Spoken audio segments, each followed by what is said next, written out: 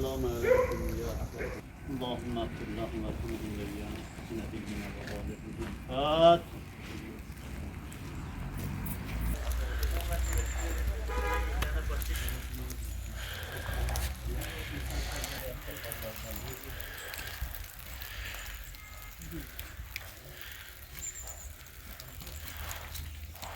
Arazimizde Bir de fakirler.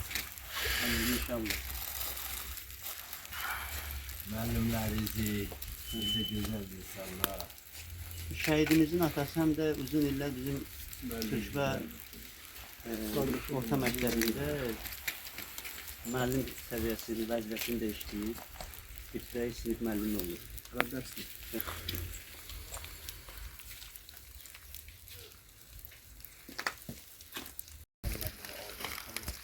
Esselamu Aleyküm.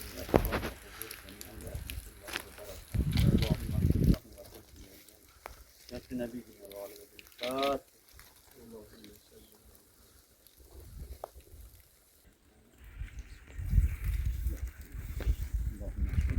Allah şehitlerimize, valideynlerine, doğmalarına, hamısına rahmetini Kendisi de uzun iller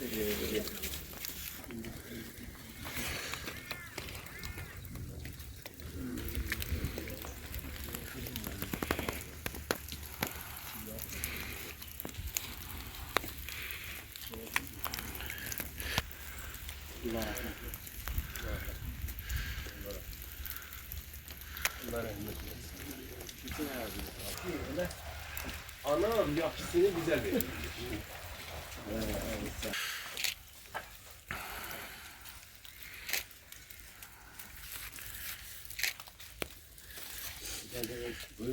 Allahümme salli ala Muhammedin ve ali Muhammed.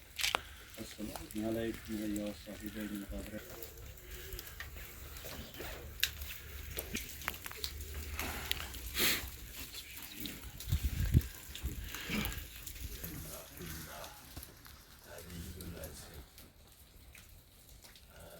Güzel insanıydı, tez görüşürdü, rüyalıydı. Hem Kafkas Müslümanları İdarəsində Şeyh Hazretlerin muavini, təhsillər üzrə jurnal buraxırdı, özü Kafalar şebesinin de ismi var, maraqlanırdı, çox gözəl alim idi, gözəl insan idi. Gənc də dünyadan köçdü, nə yaşı var idi, 65 yaşında. Yaxşı insan, xatırlayırıq həmişə. Allah rəhmət eylesin. Allah sizden razı olsun. Çok sağ olun.